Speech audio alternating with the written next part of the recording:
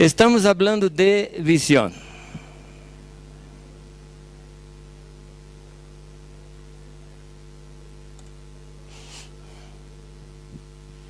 Déjame ampliar un poco más la cuestión de la visión.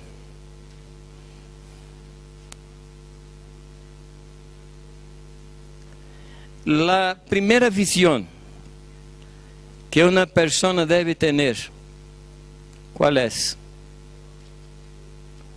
La visión de Dios. Es la primera visión. Yo digo que necesitamos de 3 visiones. La visión de Dios, la visión de nosotros mismos y la visión de la iglesia de Dios. Allá la noche hablamos de la experiencia de Pablo, que tuvo una visión de quién era Dios y qué era la iglesia de Dios. ¿Se acuerdan de Pablo? ¿Se acuerdan o no? Pablo estaba yendo para Damasco cuando el Señor le apareció. Y en este momento, él vio que Dios era el Kyrios. ¿Y cuál es la consecuencia de la visión que Dios es Kyrios? Que yo soy siervo. O sea, en la visión de Dios yo me veo. En la luz de Dios vemos la luz. Es Dios que derrama luz en nuestras tinieblas. Amén. ¿Están de acuerdo? Entonces la primera visión es la visión de Dios. ¿Quién es Dios para ti? Puede ser un personaje que está lejos, en otras galaxias, que han hecho todas las cosas y se ha alejado de nosotros. Esa es una visión. Pero hay otra visión de un Dios que hizo todo y se hizo carne y vino a habitar con nosotros y en nosotros. Esta visión de un Dios tremendo que vino a ser morada en nosotros es la visión que nos transforma. La visión de un Dios que crió todas las cosas y está por encima de todo, lejos. Esa visión no causa transformación en nuestras vidas. Por la gracia de Dios, yo he tenido el privilegio de trabajar en varias culturas. Y hay culturas que creen en Dios, pero un Dios lejos. Un Dios lejano. Solamente nosotros tenemos un Dios que bajó hasta nosotros. Y vino y se hizo carne. Hermanos, la frase que el verbo se hizo carne y habitó entre nosotros, tal vez sea la frase más explosiva de todas las frases de la Biblia. Porque eso trajo toda la diferencia en la historia del ser humano, la venida de Cristo. La fe en la majestad de Dios, la fe o la visión en el señorío del Señor. Dios es nuestro Señor. Ayer vemos un poquito de los derechos de un rey sobre las vidas de aquellos que dicen que Jesucristo es el Señor. ¿Se acuerdan? De Samuel capítulo 8. Tener visión de la santidad de Dios. La visión de la santidad de Dios nos hace santos. Cría en nosotros el deseo de ser santo. En los días de Isaías, él tuvo una visión. ¿Se acuerda? Cuando Urias muere, ¿qué ve Isaías? Ve al trono de Dios. ¿Y qué sucede con él? ¿Qué dice él? ¿Y qué dice él? Ay de mí. Ay de mí. La primera cosa que sucede cuando uno ve a Dios es ver también a sí mismo. Y conoce su miseria, conoce su pecado. la visión de Dios. La Biblia cuenta la historia de dos hombres que fueron a orar. ¿Se acuerda de ese texto? En Lucas 18, dos hombres fueron a orar. Y también ese texto me parece que Jesús estaba con buen humor. Porque la descripción que le hace es muy interesante. Dice que ese hombre oraba de sí a sí mismo. O sea, ¿quién era su Dios? Él. ¿Y cuál nombre él oraba?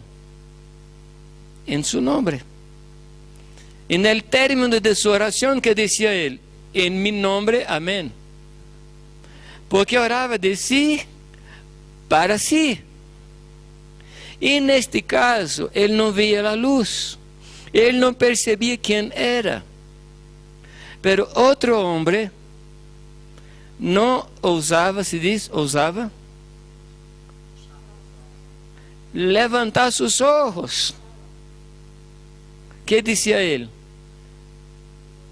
Ten misericordia de mí porque soy pecador. Interesante que el primero decía no soy y el otro decía soy. No soy como este, no soy como este. Es decir, no tenía una visión clara. Él decía no soy. El otro cuando ve a Dios dice yo soy. Porque en la luz del Señor yo comprendo quién soy. Amén. Como en un espejo vemos la gloria de Dios. ¿Qué vemos en el espejo normalmente? O sea, en el espejo vemos la gloria de Dios. ¿Qué somos nosotros? Según este texto, la gloria de Dios. Cuando tú llegas delante del Señor, tú ves en primer lugar la miseria que eres, la miseria que soy. Y cuando veo la miseria que soy, también veo que soy un pecador lavado, que soy un pecador limpio, y ahora paso a ver la gloria de Dios en mi vida. Amén. ¿Quién soy yo? ¿Quién soy yo? Soy hijo, soy santo. ¿Y tú? Estoy hablando de mí. ¿Y qué hablarías tú de ti? Algunas veces yo hablo a mis hermanos, llego y les saludo. ¿Cómo está, por ejemplo, Santo David? ¿Cómo estás? Y algunas personas dicen, no, no soy santo. Bueno, mi Biblia dice que nosotros somos santos. Y debo hablar lo que la Biblia dice. ¿Qué dice la Biblia de ti mismo? Que tú eres santo, que tú eres comprado. Esta visión de lo que la Biblia dice que soy, cambia mi comportamiento, porque paso a vivir como santo que soy. ¿Me comprende, hermanos? La palabra dice que nosotros debemos transformarnos por la renovación de nuestro entendimiento. O sea, en la medida que comprendo que soy santo, paso a vivir como santo. Hago cosas de santo. No combina un santo hacer cosas no santas. ¿Qué te parece? O sea, la palabra de Dios nos llama a vivir una vida coherente. Somos santos, ¿cómo debemos vivir? Como santos. Somos hijos de Dios, ¿cómo debemos vivir? Como hijos de Dios. Amén, queridos. Somos misioneros de una nación santa en medio a una cultura no santa. ¿Qué debemos hacer? Nos comportar como santos y predicar la santidad de Dios. No hay transformación si no hay cambio de entendimiento. Yo hablé otra vez aquí. Si queremos cambio de comportamiento, debemos tener cambio de conceptos. Los conceptos determinan el comportamiento. Y aquí estamos hablando de una visión de Dios, primero. Y esta visión debe producir en mí una primera cosa, que es la frase, ay de mí. Ay de mí, se dice. Si una visión de Dios no produce esta frase, ese sentimiento, este grito, este clamor, alguna cosa no está sucediendo. Tal vez no estemos viendo a Dios. Porque la visión de Dios nos impacta. Alguna vez he escuchado personas que dijeron que tuvieron una visión de Dios y salieron brincando así, como si tuviera visto cualquier cosa. Yo pienso, o esta persona creció tanto, o Dios bajó demasiado. Porque aquellos que tuvieron una visión de Dios en la Biblia, cayeron como muertos, entraron en pavor, fueron aterrorizados por la visión de Dios. Que Dios restaure a visión de Dios en nuestra vida. Que tengamos una visión de Dios coherente con las Escrituras. Un Dios santo, terrible. Amén. Un Dios santo que es terrible. Pero es alguna cosa muy extraña. Porque al mismo tiempo que tengo un terror de Dios, soy atraído por Él. ¿No es así, hermanos? Tengo miedo, tengo temor de Dios, pero al mismo tiempo soy atraído por su bondad, por su amor. Bueno, visión de Dios, visión de mí mismo y visión de la iglesia de Dios. ¿Por qué visión de la iglesia de Dios? Por favor, toma tu Biblia conmigo en 1 de Corintios. Primera carta de Pablo a los Corintios, desde el 11, el capítulo 11, mejor.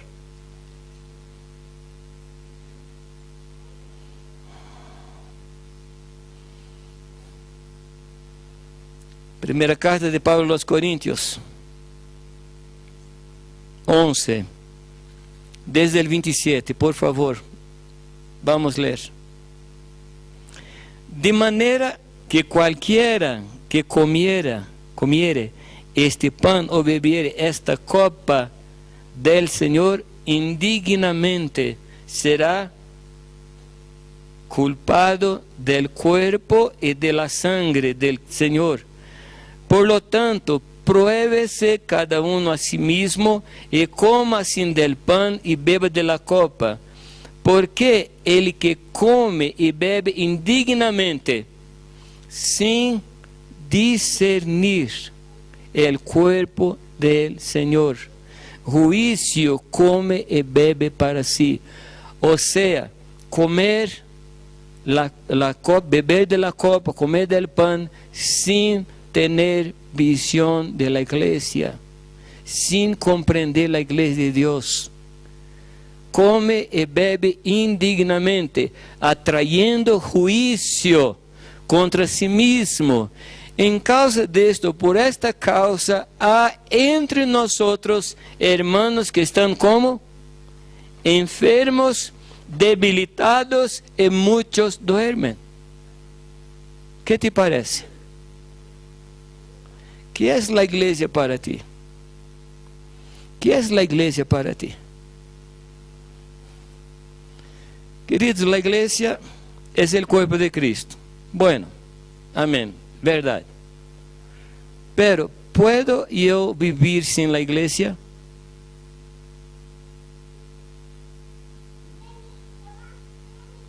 Eu estava hablando em Cochabamba, em Santa Cruz, que um tempo alguém puso no boletim da igreja uma frase muito interessante, que nunca me olvidei, que há duas coisas impossíveis de fazer solito. Uma é casar-se. Que parece a vocês casar solito? Que lhes parece? ¿Vale? No. No. Pero sabe que hay personas que no las creen más en matrimonio. No cree. No conozco a alguien que pueda confiar, entonces voy a casarme solito. Porque todos los hombres son iguales, todas las mujeres son iguales, voy a estar solito. ¿Qué te parece? Es imposible. También de manera ridícula, hay personas que dicen soy cristiano, pero no tengo compromiso con ninguna iglesia. Por favor, vamos reír también.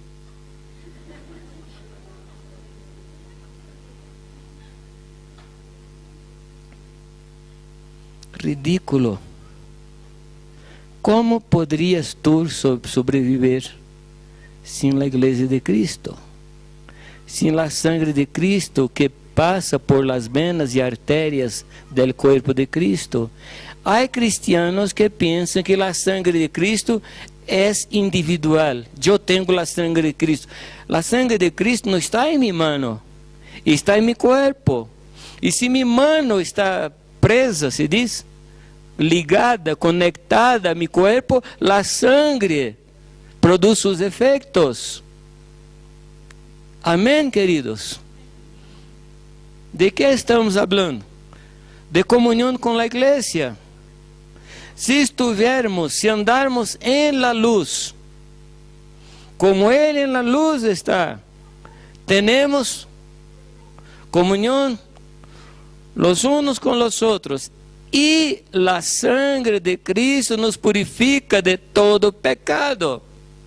¿Dónde la sangre produce purificación de nuestros pecados? En medio al cuerpo. ¿Cuál es la visión de iglesia que tienes? No, yo participo de algunas reuniones. Eso no es pertenecer a la iglesia. Jesús Cristo habla en Juan 6 de comer y beber la carne. Y le pregunto, ¿dónde está la carne de Cristo hoy día? Está en la hostia, en el sacrario. La sangre y la carne de Cristo está a su lado ahora. Y debemos comer uno de los otros. Beber de la vida de Cristo que está en nuestros hermanos. Y ofrecer la vida de Cristo que está en nosotros. Es imposible vivir sin la iglesia. ¿Algún amén por ahí?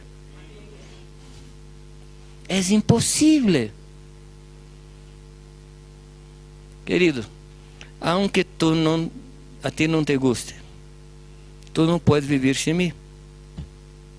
Yo no puedo vivir sin ti. Ahora, hay hermanos que a mí no me gustan, ¿sí o no? Y hay personas que no soy simpático para con ellas. Pero la Escritura no da mandamento que gostéis unos dos otros. ¿Cómo es la expresión? ¿Así es? Gostéis un de los otros. No está escrito esto. Porque gostamos de café o no gostamos, de mate o no gostamos. La palavra habla de amar e não gostar. A mim não me gusta. Bueno, passe a gostar. Necessitamos los uns de los outros. Não podemos permitir que nada nos separe uno de los outros. Nada, nada, nada. Permitir separação de nós outros está bajo el espíritu del anticristo. Porque el trabajo de Cristo en la cruz es nos juntar, nos poner un solo cuerpo. Entonces, cuando permitimos que haya separación de nosotros, estamos bajo el espíritu del anticristo. Pancho está me hablando de personas que dicen que Bill Gates es el anticristo, o la bestia, no sé, el anticristo. Steve Jobs parece que no. Ori Bergoglio, no. Pero queridos, anticristo es una actitud que tenemos en nuestro corazón de separar a los hermanos, de nos separar de los hermanos. Por esta causa muchos están enfermos, algunos dolientes y otros que duermen. Necesitamos de un despertamiento en nuestras vidas, amén, hermanos. O sea, necesitamos participar de la vida de los otros. Necesitamos. Necesitamos dessas três visões. Necessitamos que Deus nos ensine a estas coisas. Bueno, vamos caminhar saltando algumas coisas hasta Hebreus 9. Queria tomar um tempo em Hebreus 11, pero outra vez, algum dia, Deus mediante, em las nuvens. Porque ali não há relógio, não? Ali. Hebreus 7, 8, 9 e na parte del 10 nos ensina uma coisa muito interessante, muito importante. Nos ensina que é o Antigo e o Novo Testamento. Antigo e Novo Testamento não é uma questão de livros. Alguns hermanos pensam que todo lo que está escrito antes de Malaquías, como Antigo Testamento, tem um valor mais baixo de lo que está escrito depois de Mateus. Ou seja, o Antigo Testamento termina em Malaquías, o Novo Testamento começa em Mateus. Queridos, Novo e Antigo Testamento não é uma questão de livros. Porque se assim fuera, o Antigo Testamento deveria terminar em Mateus 26. Quando Jesucristo toma a copa e diz, esta é a copa de mi sangre. Ou talvez deveria terminar quando Cristo morrer na cruz. Pero o que é Novo Testamento, o que é Antigo Testamento? Antigo Testamento é sangre de animais. Sangre de toros, sangre de novilhos, como é? Ovejas, de palomas. Novo Testamento é o sangue del Cordeiro Imaculado del Senhor. Esse é o Novo Testamento. Antigo Testamento é a lei escrita em tablas de piedra. Novo Testamento é esta mesma lei escrita no coração e na mente. Antigo Testamento é quando temos a motivação, o medo. E o Novo Testamento, a motivação é o amor. Antigo Testamento é o sacerdócio levítico. Novo Testamento é o sacerdócio de Melquisedeque. E quem era Melquisedeque? A figura de Cristo. Alguns escritores dizem que ele é o mesmo Cristo que apareceu no Antigo Testamento. Antigo Testamento, sacerdócio temporal. Novo Testamento, sacerdócio eterno. Antigo Testamento, sacerdotes que eram mediadores. Novo Testamento, entrada direta delante de Deus, velo rasgado. Amém, hermanos? Não é uma questão de livros, é uma questão de compreensão e de fé no sacrifício de Cristo. Antigo Testamento, uma família sacerdotal, a família de Leví. Novo Testamento, todos somos sacerdócio real. Me compreende, hermanos? Porque mira, todas as ensinanças de Cristo foram baseadas no Novo ou no Antigo? As ensinanças de Pablo foram baseadas no Antigo ou no Novo? Só havia o Antigo. Para Pablo, para Cristo, para Pedro, não havia Antigo Testamento, havia as Escrituras. Por isso, Pablo, em 2 Timoteo 3, ele diz que toda escritura inspirada por Deus e útil para nos ensinar, para redarguir, para nos edificar, para nos instruir, para ser com que seamos perfeitos e perfeitamente habilitados para toda boa obra. De qual escritura? De Gênesis, Éxodo, Número, Deuteronômio, hasta Malaquias. Entonces, por favor, no permitan que personas te enseñen que tenemos una escritura de primera clase y una escritura de segunda clase. Todo es palabra de Dios. Por esto vas a encontrar hombres en el tiempo del Antiguo Testamento con corazón del Nuevo Testamento. Por ejemplo, tu palabra limpia, tu palabra es más deseable que oro puro. Tu palabra trae sabiduría a los simples, como dice, simples. Tu palabra es más dulce que la miel. Eran hombres con corazón del Nuevo Testamento. Nuevo Testamento y Antiguo Testamento no es una cuestión de, ni siquiera de libros o de tiempo. Es donde está la escritura. Antes en tablas de piedra y ahora está en tablas de carne en nuestro corazón. Amén. Hay personas ahora que están en el Antiguo Testamento, que creen en obras, que creen que debe se esforzar para agradar al Señor. El Nuevo Testamento nos enseña que ahora somos agradables a Dios en el amado. O sea, por favor, escúchame muy bien, para que no me interprete de manera equivocada. Yo fui liberto de la necesidad de me esforzar para agradar al Señor. Porque Jesucristo foi totalmente agradável a Deus. E eu dentro de Jesucristo sou agradável ao Senhor. Agora, porque amo a Deus e eu hago coisas agradáveis a Ele. Há dicho em Brasil, há uma maneira de falar em Brasil, que quando niño está haciendo alguma coisa equivocada, algum mal hecho, as pessoas dizem que Deus não ama a niños que hacen essas coisas. Não sei se é o mesmo aqui em Bolívia. É uma mentira de Satanás. Porque Deus ama a los niños que hacen mal hechos y a los niños que hacen buenas cosas. A Deus, a Él no le gusta de las cosas que los niños hacen. Porque a los niños Deus ama siempre.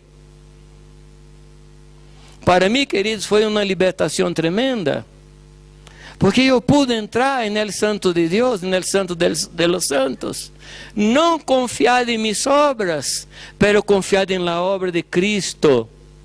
Quando Cristo morreu em la cruz, derramou sua sangue, Ele tomou este sangue e entrou delante del Padre e apresentou sua sangue, e a sangue del Cordeiro satisfizo completamente a justiça de Deus.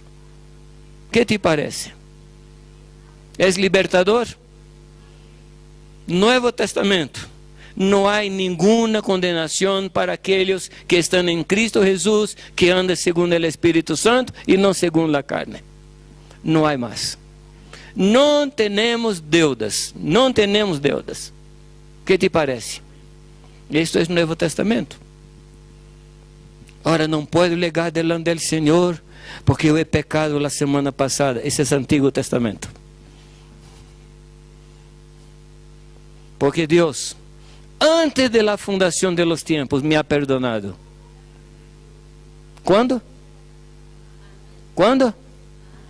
Antes que yo existiera, antes que yo pecara, antes que yo me arrependiera, antes que yo pidiera perdón al Señor.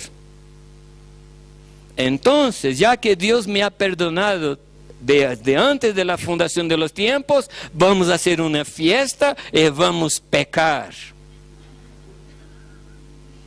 ¿Qué nos enseña Pablo con relación a esto? ¿Cómo pecaremos si hemos sido muertos con Él? Y todos aquellos que murieron con Cristo pueden ser ahora morir su naturaleza pecaminosa, la prostitución, la lascivia, la prostitución en nuestras vidas. ¿Por qué morimos? Amén. ¿De qué estamos hablando? Nuevo Testamento. Y el capítulo 8, 9, ven hablando de ordenanzas antiguas, del santuario antiguo en contraposición al nuevo santuario. El capítulo 9 habla de Jesucristo, el sumo sacerdote de los bienes futuros, de los bienes realizados en Dios. Va hablando de esas cosas. Habla de Cristo se ofreciendo una sola vez, no por sí mismo, porque los antiguos sacerdotes necesitaban ofrecer sacrificio por sí mismos y por nosotros. Por eso que el sacrificio se renovaba año por año. Pero vino un sacerdote sin pecado, que no necesitaba ofrecer sacrificio por sí mismo, y ofreció a Dios el sacrificio que puede suplir todas nuestras necesidades delante del Señor. ¿Qué te parece? ¿Es motivo de fiesta? ¿Y por qué no hacemos fiesta?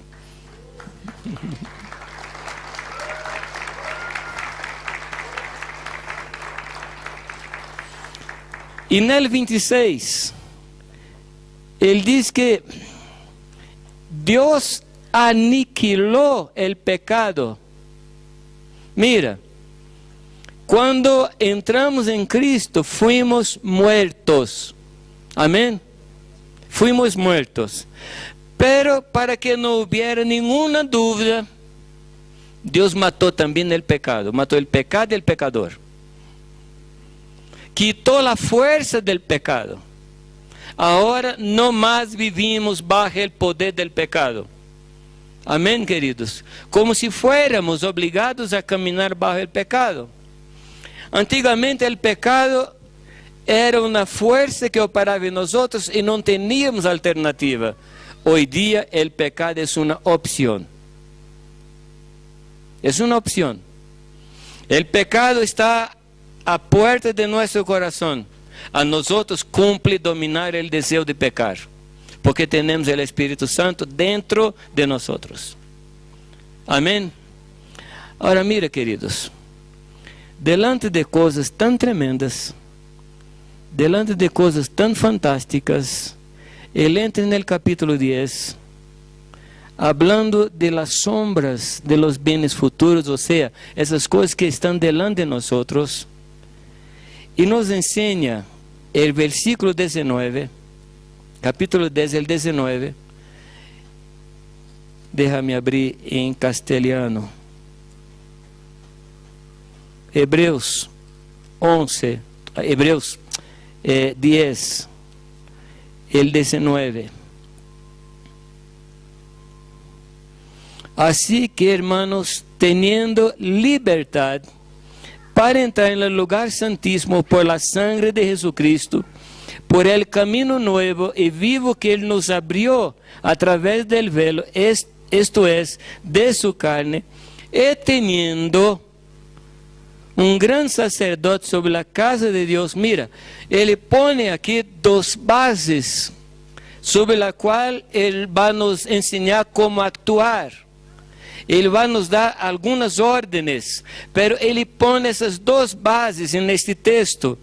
La primera base, tenemos libertad para entrar en el lugar santísimo por la sangre, por un nuevo camino. Y el 21, teniendo un gran sacerdote, Él pone estas bases, que dice el 22, acerquémonos con corazón sincero, en plena certidumbre de fe, purificados los corazones de la mala conciencia y lavados de cuerpo con agua pura, mantengamos firmes sin fluctuar la profesión de nuestra esperanza, porque fiel es el que prometió.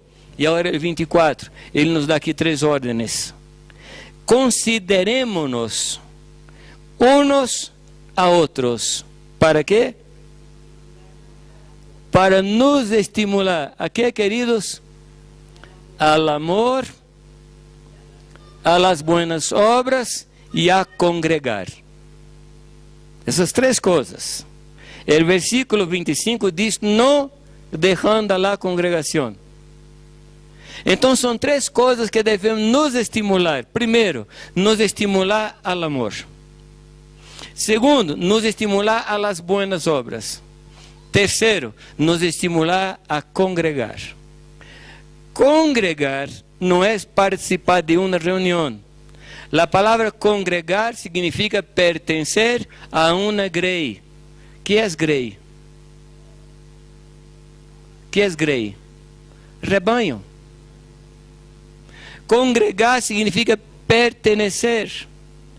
Congregar significa ser propriedade de um rebanho. E ele aqui está nos ensinando sobre estes fundamentos que ele está dando desde o 7. La visión de la gloria, la visión del sacerdocio, la visión de la eternidad, la visión de la entrada en los santos de los santos. Él nos enseña a cómo vivir entre nosotros.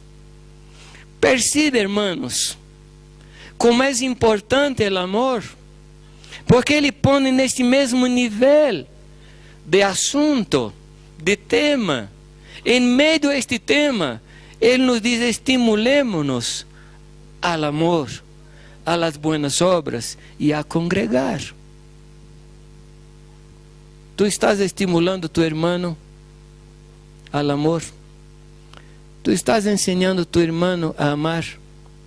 Ora, o que é amar? Não vamos ter tempo de tocar em todos os pontos. Pero Deus é Deus e vai falar com cada de nós e vai nos ensinar, porque a promessa de Deus é que Ele iba nos guiar a toda a verdade. Então Ele não necessita de chamar. A Deus graças. Sou completamente indispensável. Ele não. Ele não. Que é amar? Que é amar? Deixa-me recordar a ti que amar tem pouco a ver com sentimento. Pouco a ver com sentimento. Há um tipo de amor que tem a ver com sentimento. O amor eros, o amor fileus, tem a ver com sentimento. Mas o amor de Deus não tem muito a ver com sentimento. Tem a ver com atitude e serviço. Atitude e serviço. Porque Deus de tal maneira ha amado o mundo que dio. Que dio. Sim. Que é amor? Dar, entregar, abrir mão, servir. Servir hasta a última consequência. Como posso dizer que amo se não me entrego? Como posso dizer que amo se não sirvo? Então, aqui a enseñança é que nos estimulemos a amar. E amar é servir, é entregar-se. Amém? E há um texto em 2 Coríntios 12, 15, que diz que de buena voluntad, não, ele diz que com mais buena voluntad me gastaré e me deixaré gastar, aunque amando mais, seja menos amado. Que te parece? Amar é gastar-se. Agora, eu, Jamé, homem natural, a mim não me gusta me gastar por las pessoas. Eu sou uma pessoa comum, não sou um ángel. Então a mim não me gusta gastar. Menos aún que as pessoas me gastem.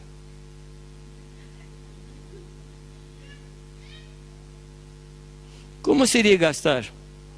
Como seria pessoas gastar a mim? Como seria? Tomar, por exemplo, algumas coisas que são preciosas para mim. Por exemplo, para mim os livros são coisas muito preciosas. E há irmãos que chegam em minha casa e tomam um livro com propósito eterno de algum dia, Deus mediante, algum dia devolver. Qual é o texto que devo recitar neste momento? Me deixarei gastar e me gastarei, aunque amando mais, seja menos amado. Há irmãos que tomam meu coche para viajar com ele e devolvem sem gasolina, às vezes sucio, ¿Cuál es el texto que debo recitar en este momento? De buena voluntad me gastaré y me dejaré gastar, aunque amando más sea menos amado. Hay personas que llegan en mi casa con los pies sucios de barro y salen tranquilos. ¿Cuál es el texto que debemos recitar en este momento? ¿Vamos? De buena voluntad me gastaré y me dejaré gastar, aunque amando más sea menos amado. ¿Cuáles son las cosas que acontecen en tu vida que tú sientes que las personas están gastando a ti? ¿Cuáles son? Por favor, algún ejemplo, por favor. Este pueblo es muy silencioso, ¿no? Tiempo. Hay personas que toman nuestro tiempo. De buena voluntad me gastaré y me dejaré gastar, aunque amando más sea menos amado. ¿De qué estamos hablando? De amar. Esto es amar. Buenas obras. Los evangélicos, de manera general, piensan que buenas obras son para católicos y espíritas. Los espiritistas, ¿no? Ellos hacen buenas obras. Queridos, buenas obras son el objetivo por lo cual Dios nos ha puesto en esa tierra. Hacer buenas obras. Pero ¿a quiénes? Aquellos que necesitan, que merecen, no importa, que necesitan. Jesús habló sobre isso de uma maneira muito interessante, quando ele habla de um sacerdote, de um levita e de um samaritano. ¿Se acuerda? Esto es buenas obras. Quando o sacerdote passa de largo de um homem que havia sido assaltado. O sacerdote não pode se involucrar com essas coisas carnales. O levita hace el mismo. E um homem, um samaritano, Jesucristo hace como para uma espina em los fariseus, não? Porque poderia tomar um grego, havia passado, pero um samaritano. Samaritano para os judíos eram como perros. E Jesus toma o exemplo de um samaritano. Não poderia ser nada pior para os judíos. Tu conoces a história. Queridos, estamos vivendo um tempo de muita insensibilidade. Pessoas passam malo cerca de nós e não hacemos caso. Buenas obras, esta deve ser a marca de la igreja. Mateus habla que as pessoas verão as buenas obras e ele chama de luz. E as pessoas glorificarão al Padre que está en los cielos por ver nuestras buenas obras. Jesús llama nuestras buenas obras de luz. Verán vuestra luz. Y los hermanos saben, no necesito decir, que buenas obras hacen parte del juicio final. Venid y entrad en el descanso, porque me has visto nudo, me has visto con hambre, me has visto en la cárcel. ¿Te acuerdas?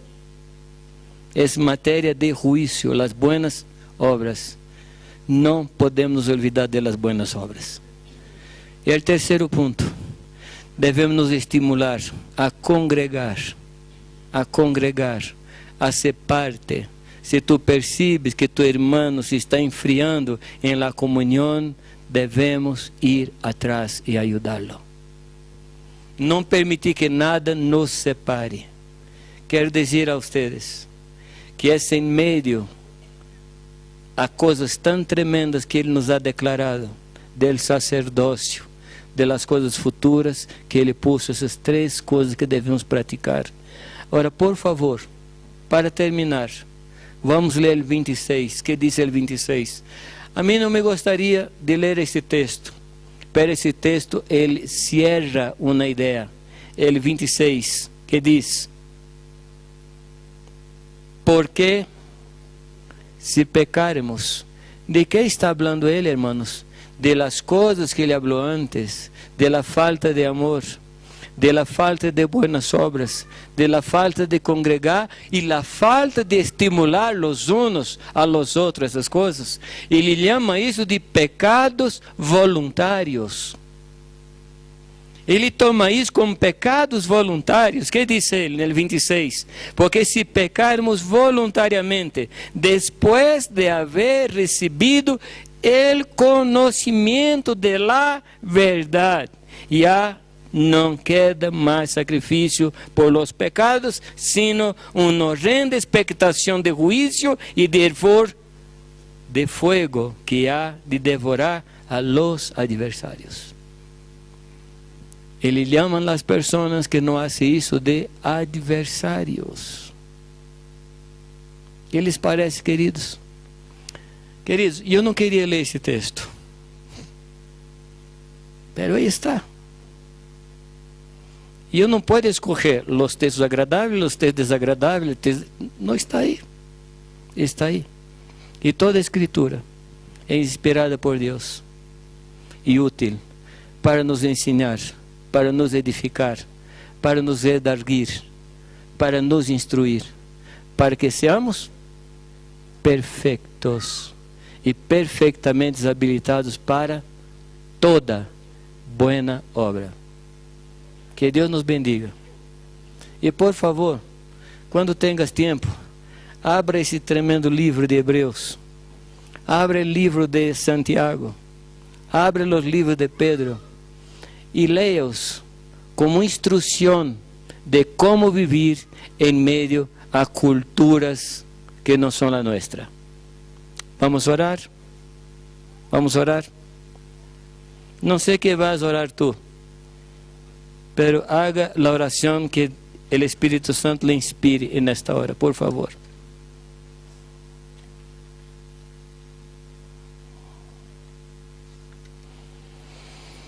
Padre, aqui estamos, delante tuyo, gozosos, porque tu nos has dado as Escrituras. Senhor, que tremendas são elas, que hermosas são tus palavras. Senhor, são dulces como la miel. Também, Senhor, são perfeitas para nos ensinar, para nos dar sabedoria. E aqui estamos delante das Escrituras, que vieram de tu próprio coração. E agora, Senhor, queremos abrir nosso coração para receber tus Escrituras. Não queremos ser pessoas que miram as Escrituras e não praticam, como aqueles que miram ao espejo e se olvidam de sua faz, de sua cara. Queremos que tua Escritura entre em nosso coração e abra sua obra. E haga sua obra em nós. Padre, no nome de Jesus, abrimos nosso coração para que tu palavra pueda produzir em nós lo que deseas. Toma nosso coração e nos ensina a viver em acordo com tu coração. E no nome de Jesus. Amém. Amém. Que o Senhor nos bendiga.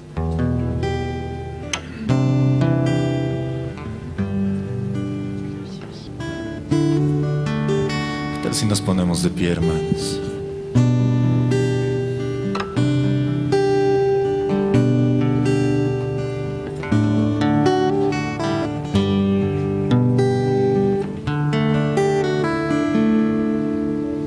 El misterio de la cruz no puedo comprender, las agonías del Calvario, que el perfecto santo a su Hijo molió, bebió la amarga copa en vez de mí.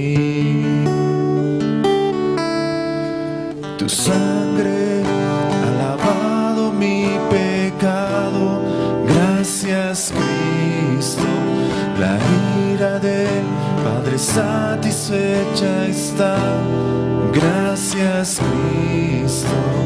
Y antes tu enemigo, hoy sentado a tu mesa, gracias Cristo.